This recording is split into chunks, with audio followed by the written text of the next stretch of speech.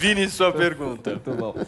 Promotora, muito bom dia. Eu queria entrar um pouquinho mais, se aprofundar um pouquinho mais nas denúncias de assédio, né? Cada vez mais nós estamos repercutindo esses casos aqui, inclusive aqui no programa, sempre há muita discussão, principalmente naquilo que se refere à prova, né? Porque quando a coisa ainda não está na justiça, né? Está mais na questão do debate público, fica aquela coisa da versão da mulher contra a versão do homem, né? E muito se fala assim, poxa, mas essa mulher demorou para denunciar esse caso de assédio, ela também, depois que denunciou, continuou tendo uma relação de carinho, uma relação afetiva com este homem. O próprio homem, às vezes, não percebeu que estava cometendo um assédio contra essa mulher. Queria que a senhora falasse um pouquinho, né, sobre essas questões e o que é mais essa questão da informação, da conscientização que você estava falando na sua resposta anterior, que é preciso mais para que a gente melhore esse debate?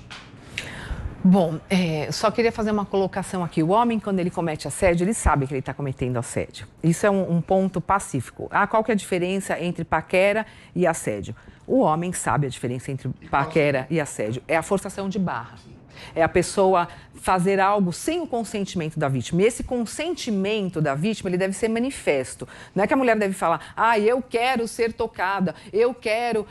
Ela deve ser a manifestação livre e consciente dessa mulher. Ela não pode estar sob efeito de álcool, sob efeito de droga ou sob qualquer situação que a impeça de manifestar a sua vontade. Principalmente quando há uma hierarquia e há como se fosse uma imposição de um comportamento da vítima sob pena de ela perder algo ou ser castigada ou perder emprego ou sofrer aí uma ameaça espiritual, como foram os casos do João de Deus, que foi o que eu recebi. Mas o assédio é sempre psicológico, ele é sempre físico ou pode ser... Qual que é a diferença entre um cara chato, insistente, meio constrangedor e um assediador? Porque o assédio configura-se um crime, né? Sim, mas o assédio não necessariamente ele precisa ter um contato físico. O xingamento, ou você forçar a barra, inclusive virtualmente, está tendo muito assédio virtual. De você, eu recebi um caso em que a mulher entrou no Instagram, ele mandou a foto do pênis, ou ele estava se masturbando. Mas forçar então, assim, a barra, alguém pode compreender assim, pedir 2 vezes para sair com a pessoa. Não por isso que eu falo. Essa aqui é a zona cinzenta que as pessoas ficam confusas. Mas esses casos no âmbito da justiça, eles devem ser vistos com muita atenção, para não ter nenhum tipo de injustiça, nem contra a vítima de absolvição de um caso que foi crime, nem de acusar alguém de um crime que não cometeu. Então, deve-se analisar bem a situação, dar credibilidade, sim, à palavra da vítima, porém, consubstanciada com outras provas a serem produzidas.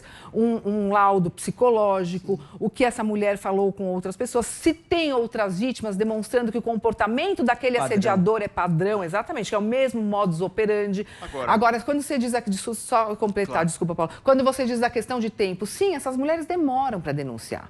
A mulher que sofre o assédio, ela fica muito envergonhada, ela fica com medo exatamente por conta disso, do julgamento social, inclusive hoje, que esses casos são escancarados na internet, e também da falta de credibilidade na palavra dela ou de alguma perda que ela terá com essa denúncia. E esse medo faz com que ela mantenha essa relação com o homem? Não, aí... Não, é assediador... Assediador, ela não tem... Ela não tem relação, ela não tem relação. Se você tem uma relação, você não é assediador. Quando você fala assediador, a mulher está contra a vontade dela em alguma situação, e aí nós temos que saber quais são as circunstâncias. E eu não gosto de ser radical em nada. Como promotora de justiça, a gente tem que analisar todas as provas exatamente para não cometer nenhum tipo de injustiça. Eu sou promotora de defesa dos direitos das mulheres, mas nem por isso eu vou ficar denunciando todo mundo sem que eu haja provas para isso. Meu compromisso é com a sociedade brasileira.